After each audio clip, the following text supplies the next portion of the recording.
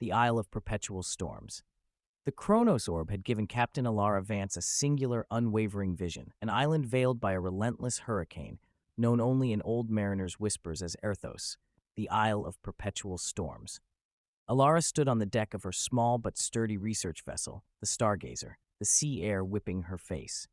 Next to her, Jax, usually meticulous, was clutching his hat against the gale. "Elara, the coordinates are impossible," Jax shouted over the roar of the wind. "No terrestrial body should sustain a localized Category 5 storm like this for centuries. It defies meteorology." Elara pointed to the churning, inky wall of clouds ahead, occasionally pierced by a violent flash of lightning. "Which means, Jax, the treasure isn't on the island is the treasure. Aethelred's orb showed me a power source, not a place." Their mission was to penetrate the eye of the storm and find the source of its unnatural energy. The eye of the hurricane, guided by the faint, rhythmic pulse of the Chronos Orb, Elara navigated the Stargazer directly into the storm's vortex. The ship groaned, waves the size of buildings crashed over the bow, and for 40 terrifying minutes, they battled the ocean's fury. Then, just as suddenly, the chaos ceased. They burst through the inner wall of the hurricane into a region of uncanny calm. Above them, the circular sky was a clear sapphire blue, ringed by the monstrous spinning clouds. Below was a jagged, volcanic island covered in strange glowing moss and dominated by a single, colossal spire of black crystal. "It's quiet," Jax murmured, awestruck. "The storm is a shield." As they anchored in a sheltered cove, they realized the source of the perpetual storm.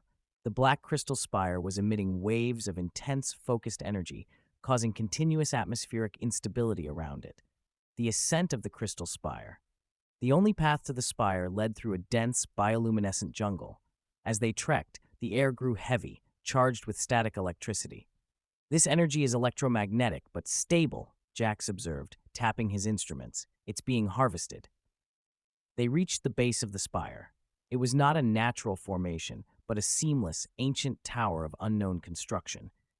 At its entrance, engraved into the crystalline surface, was a familiar riddle from the mad King Aethelred. "I turn the wheel of chaos, but stand still in time. I am the price of power and the reason for the climb. What am I?" Jax started brainstorming complex physics concepts. The eye of the storm, the core principle of stability amidst flux. Elara shook her head, recognizing Aethelred's love for the abstract. "It's the sacrifice. Aethelred paid with his sanity to gain the knowledge of the Chronos Orb. The price of power is always a loss." She placed the sunstone dial key into a recess in the crystal wall. The wall hummed, then opened, revealing an elevator ascending straight up the core of the spire. The truth of the Keeper. The elevator delivered them to a large chamber at the peak, directly beneath a pulsating antenna that was feeding the energy to the storm. But the true sight was the Keeper. Seated on a throne of ice was a figure wearing heavy medieval robes, their face hidden by a hood. Beside them, on a pedestal, sat a second, identical Chronos Orb, glowing with ferocious power. "You have come for the source," the Keeper said, their voice ancient and weary. "Who are you?" Elara demanded, drawing a small sidearm. The Keeper slowly lowered their hood, revealing an aged face that looked startlingly like King Aethelred, but marked by eons of solitude. "I am the king's price," the Keeper sighed. "Aethelred built this system to generate perfect, limitless energy, but the process required a living regulator, someone to balance the temporal energy. He chose himself." The Keeper explained that he was Aethelred's eternal consciousness, tasked with maintaining the storm shield that protected the mainland from the energy's catastrophic overload. He had traded his life, his identity, and his freedom for the power of the orb.